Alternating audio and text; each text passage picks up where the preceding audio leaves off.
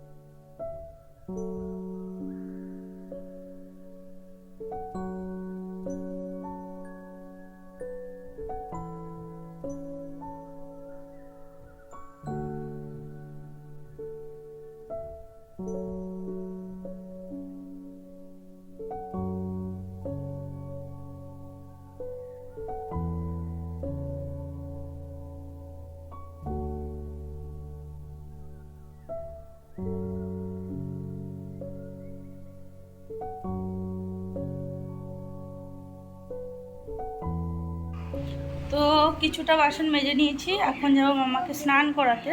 বাবা আয়, তো গায়ে আবার জ্বর এসছে রে, স্নান করিয়ে দিলে একটু যদি টেম্পারেচার নামে, আবারও জ্বর এসছে, গা পুরো গরম। স্নান করতে যাবো বাবা, কি গরম গাটা বাবা। চলো রাখো, দেখি স্নান করতে যাবো। মাম্মা জামা ছোড়া, মাম্মা যাবো পাখিটা আবার কি ওখানে রাখবে? আচ্ছা রাখো, আচ্ছা নামো, নেমে রাখো। দেখো কেক ছিল, কেকটা কালকে এনে দিয়েছে, কালকে দুপুরে, এখনও খাইনি। মানে ওরা অ্যাকচুয়ালি মুখে রুচিটাই নেই, না হলে খেয়ে নিত ঠিক। চল আসো, মজা আমার ছুঁকা পাখিটা, ছুঁকা পাখি। চলো মামা, পাখা বন্ধ করতে হবে তো, কি হলো? না ঠিক করে বলো, গ্যাসেস না, ল্যাশেস, জি রে জি, বি রে জি, এল রে জি বলছে, ল্যাশেস বলো, বলে গ্যাসেস। চলো সেনু করবে মাম্মাটা। তো চলো পরে তোমাদের সাথে কথা বলছি। মাম্মাকে স্নানটা করিয়ে নিয়ে, এদিকে ভাতও হয়ে গেছে, মাছ ভাজাটা করলেই হয়, আর ওগুলো সমস্তটা গরম করবো। ভাই দাঁড়া, জামাটা খুলে দিই। তো চলো পরে তোমাদের সাথে দেখা হচ্ছে, ভিডিওটা দেখতে থাকো।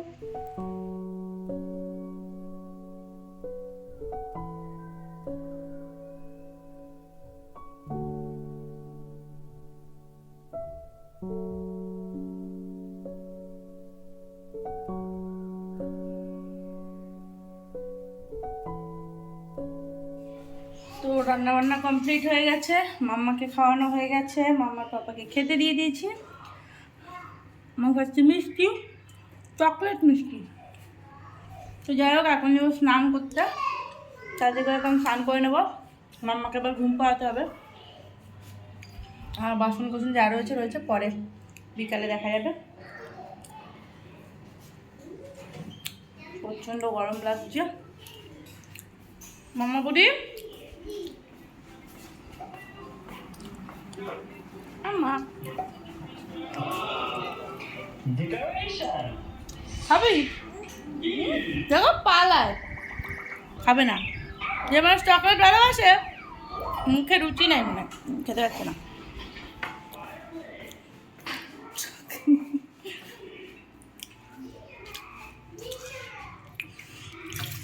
এখন যাবো স্নান করতে। চলো পরে তোমাদের সাথে কথা হবে। স্নান করে এসে খাবো, খেয়ে মামাকে ঘুম পাড়াবো, অনেক কাজ এখনো বাকি। শোনো, মাম্মার গাটা গরম হয়ে রয়েছে, দেখা যাক। না কমলে একান্ত তাহলে তো ওষুধ দিতেই হবে। তো আমার স্নান হয়ে গেছে, আর দেখো স্নানের পরে আরও বেশি যেন ঘেমে গেছি, প্রচণ্ড গরম লাগছে। তো এখানে যে ঠাকুরের বাসন মেজে নিয়েছি, ঠাকুর পুজোটা দেবো, তারপরে মামাকে ঘুম পাড়াবো, তারপরে আমি খাবো। কারণ 2টো বেশি বেজে গেছে, ওকে আগে ঘুম পাড়াবো, তারপরে আমি খাবো। তো এখানে এই ঠাকুর বাসন মেজে রাখলাম, আর কটা ফুল হয়েছে গাছে, সেগুলো একটু তুলে নিয়ে আসি। কি প্রচণ্ড গরম লাগছে।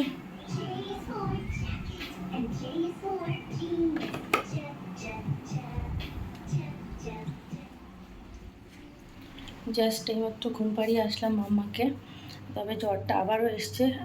সকাল থেকে মানে হালকাই ছিল, অত পরিমাণে জ্বর ছিল না, কিন্তু এখন প্রায় 101 মতো জ্বর রয়েছে। তো ওষুধ দেবো ওকে, কিন্তু ঘুমাচ্ছে বলে এখন ওষুধ দিচ্ছি না। আমি আগে খেয়ে নিই, তারপরে গিয়ে ওকে ওষুধ দেবো। ঘুমের মধ্যে যদি এখন ওষুধটা দিই তাহলে ও উঠে যাবে, আর ওকে ফিট না করলে ঘুমাবেও না। তো সেই কারণে ভাবছি যে আগে আমি খেয়ে নিই, খেয়ে গিয়ে তারপরে ওষুধ দেবো, আর তারপরে একটু ফিট করলে ও ঘুমিয়ে পড়বে। নাহলে কান্না করে পুরো একদম ঘুমটা ভেঙে যাবে, ওরও শরীরটা ভালো লাগবে না। তো সেই কারণে চলে এসছে, এখন একটু খেয়ে নিই আমি, খেয়ে তারপরে ওকে ওষুধ দেবো। কারণ এত পরিমাণে জ্বর রয়েছে, ভাবছি ওষুধটা দিয়েই দেবো। তো চলো আমি খেয়ে নিই। এখানে সব কিছু রয়েছে, গরম করে নিয়েছি, মাছ ভাজা রয়েছে, তবে মাছ ভাজাটা আমি খাবো না, এটা মানে বিকেলে রাত্রে ঝোল করবো। এই রয়েছে মাংস কালকে। আর এখানে গুড ইভিনিং এভরিওয়ান। তো দুপুরের পরে আবার তোমাদের সাথে দেখা হচ্ছে। এখন বাজে রাত্রি 8টা, আর আমি এখন রান্না করছি, মানে মাছের ঝোলটা করছি, আর ভাত বসিয়েছি। তো দুপুরে তো তোমরা তো তখন বললামই তোমাদের যে মাম্মার জ্বর এসছে। তো 102-এর মতো জ্বর ছিল, 2 পুরো হয়নি, মানে কাছাকাছি ওরকম ছিল। তো সেই কারণে ওকে ওষুধ দিয়ে দিয়েছিলাম। তো ওষুধ খাওয়ার পরে জ্বরটা নেমে গেছে। তো এখন আপাতত জ্বর আসেনি, ঠিকঠাক মানে আছে এখন অবধি, পুরো নর্মাল আছে টেম্পারেচার। তো আমি রান্না করছি, তো অবস্থা দেখো ঘেমে কি হয়ে গেছি। আর ইভিনিংটা একদমই আমাদের গুড ছিল না, ভীষণ বড় একটা বিপদের হাত থেকে আমরা মানে রক্ষা পেলাম। কি বলবো তোমাদের, মানে এমন একটা পরিস্থিতি তৈরি হয়েছিল, মানে এত বড় একটা বিপদ হতে যাচ্ছিল, হওয়ার থেকে মানে ভগবানের আশীর্বাদে হয়নি, মানে হয়ে যাওয়ারই মতো, তারপরেও হয়নি, মানে কি বলবো। তো অ্যাকচুয়ালি কী হয়েছে, ছোনা মাটা বাবাই, অ্যাকচুয়ালি কী হয়েছে, আমাদের এসিটা মানে মাম্মাকে তখন ওই যে বললাম না ওর জ্বর এসছে, তো ওকে ওষুধ দেবো। তো ওকে ওষুধ দিতে দেওয়ার আগেই ও ঘুমের থেকে উঠে গেছে, মানে আমি জাস্ট ওকে ঘুম পাড়িয়ে এসছি খাওয়ার জন্য, ও উঠে পড়েছে। তো তারপরে দেখলাম মানে জ্বরের ঘোরে এতটা জ্বর এসছে যে ও ঘুমাতে পারছিল না। তারপরে ওকে ওষুধ দিয়ে দিলাম আমি। ওষুধ দেওয়ার পরে ওর জ্বরটা নেমে গেছিলো, কিন্তু ওর ঘুমটা ভেঙে গেছিলো। ও ঘুমাতে ঘুমাতে তারপর 5টার দিকে ঘুমিয়েছে। তো ও যেহেতু ঘুমিয়েছে, তারপরে ভাবলাম যে আমিও একটু ঘুমাই, যেহেতু রাত্রে আমারও সেরকম করে ঘুম হয়নি। তো আমারও প্রচণ্ড শরীরে ক্লান্তি লাগছিলো, তো আমি ভাবলাম ঠিক আছে, আর ঘেমেও গেছিলো যেহেতু জ্বরটা নেমে যাচ্ছিলো, তো সেই কারণে আমি ওর ঘামটা মুছিয়ে এসিটা চালিয়ে জাস্ট শুয়েছি। শুয়ে একটুখানি চোখটা লেগে এসছে। তো তখন এসে মামার পাপা জিম থেকে চলে এসছে, তো আসার পরে বেল বাজিয়েছে, আমি শুনতে পাইনি, ঘরে দরজা দেওয়া ছিল। তো তারপরে আমাকে ফোন করেছে, ফোন করার পরে আমি ফোনটা রিসিভ করে চাবিটা দিয়েছি। তো আমি তখনও ঘুমের ঘোরে খেয়াল করিনি, তো চাবিটা দিয়ে যেই আবার ঘরে ঢুকেছি দেখে এসি বন্ধ। মনে হলো এসিটা এরকম বন্ধ কেন, আমি ভাবলাম কি তাহলে আমার হাতে কি চাপ টাপ লাগলো রিমোটটায়, তার জন্য কি বন্ধ হয়ে গেল। তো আমি আবার রিমোটটা চিপছি, দেখছি না, তারপরে সুইচ টিপছি, দেখছি লাইনই আসছে না। এই যে ভিগার্ড লাগানো রয়েছে আমাদের স্টেবিলাইজারেও, মানে লাইন আসছে না। আমি তো ভয় পেয়েছি কী হলো, কেন এরকম হচ্ছে। তো তারপরে ওর পাপাকে বললাম, বাবা মাম্মা ডাকছে তো, বাবা যাও। ইলেকট্রিশিয়ানে ফোন করলো, দেন আসলো, আসার পরে বললো, মানে চেক করলো, চেক করার পরে দেখলো কি যে ফ্ল্যাগ পয়েন্টে যেটা রয়েছে এসির, সেটা পুরো পুড়ে গলে একদম লেগে রয়েছে। মানে ওখান থেকে শর্ট সার্কিট হয়ে আগুন ধরে যেতে পারতো, কারণ আমরা, মানে আমি আর মামা ঘুমাচ্ছিলাম ঘরে। তাহলে ভাবতে পারছো কীরকম একটা বিপদের হাত থেকে রক্ষা পেয়েছি। তো যাই হোক, ঠিক করে দিয়ে গেছে। তো মানে বুঝতেই পারিনি ঘুমের মধ্যে, জাস্ট আধা ঘন্টাও হয়নি তার মধ্যে এরকম হয়ে গেছে।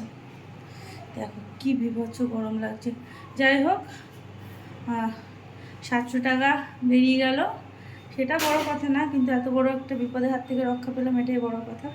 যাই হোক, এখানে তরকারিটা আমার হয়ে গেছে প্রায়। এই যে দেখো, নামাবো এখন, একদম পাতলা করে ঝোল করেছি। আর এদিকে ওই যে ভাত বসিয়ে দিয়েছি, আর ওই যে ডাল রয়েছে এখানে। যাই হোক, রাত্রেই খাওয়া দাওয়া হবে। তো চলো, আজকের মতো ভিডিওটা তাহলে এখানেই শেষ করছি, আর বেশি বড় করবো না, ভালো লাগছে না, সারাদিন ঘুম হয়নি, তাড়াতাড়ি করে যে ঘুমিয়ে পড়বো। তো ভিডিওটা এখানেই শেষ করছি। ভিডিওটা তোমাদের কেমন লাগলো অবশ্যই কিন্তু কমেন্ট করে জানিও, ভালো লাগলো অবশ্যই একটা লাইক করে দিও, নতুন তোমরা প্লিজ চ্যানেলটা সাবস্ক্রাইব করে রেখো। তো চলো, আজকের মতো গুড নাইট, টাটা, সবাই সুস্থ থেকো, ভালো থেকো, সাবধানে থেকো।